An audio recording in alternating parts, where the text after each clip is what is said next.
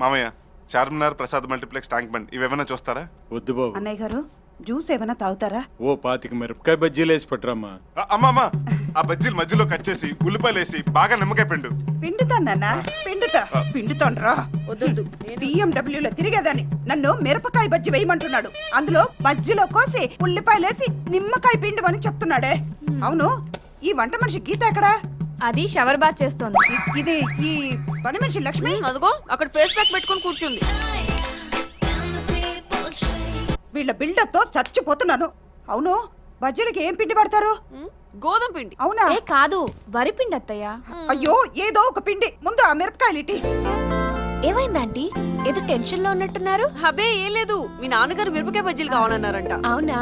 ఈ మిరపకాయలు నేను కట్ చేస్తాను, మీరు పిండి కలపండి ఆంటీ. నాన్నగారికి మిరపకాయ బజ్జీలంటే చాలా ఇష్టం. అయ్యో, రక్తం! ఏంటమ్మా ఇది? ఎంత రక్తం పోతుందో, జాగ్రత్తగా ఉండాలి కదమ్మా, చూసుకోవాలి కదా. రక్తం ఎలా జరిగింది? చిన్నదబ్బే అన్న. పర్లేదు ఆంటీ. చిన్న దెబ్బ అంటారేంటండి? ఇంత రక్తం పోతుంటేను. ఏయ్ లక్ష్మి, అమ్మగారు వస్తున్నా.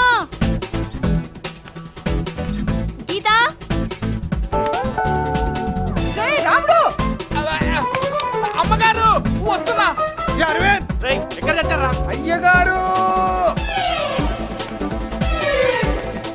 వీళ్ళింటిలో ఊరుకుంటూ వస్తున్నారు. ఫస్ట్ ఎయిడ్ బాక్స్ ఇంకా తీసుకురా. నిలబడ్డారేంట్రా? త్వరగా వెళ్ళండి. త్వరగా. త్వరగా రమ్మని చెప్పు. ఏ రండిరా. వచ్చేసా అయ్యగారు, వచ్చేసా.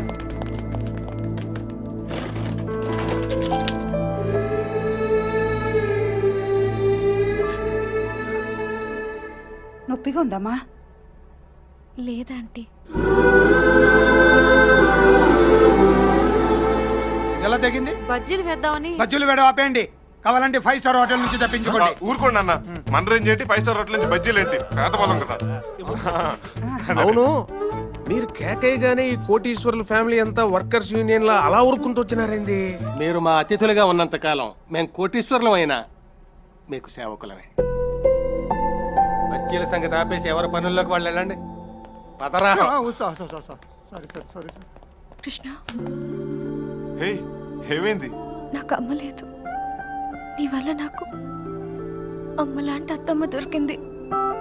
థ్యాంక్స్.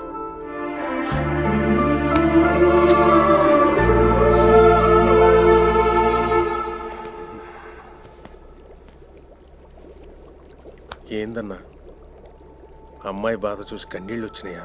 కాదురా, రక్తం చూసి చూసి అలవాటైపోయిన ఈ కళ్ళు వాళ్ళ ప్రేమను చూసి తట్టుకోలేకపోయాయి. ఇంత మంచి వాళ్ళ మధ్య అడుగుపెట్టిన మా అమ్మ అదృష్టవంతురాలురా.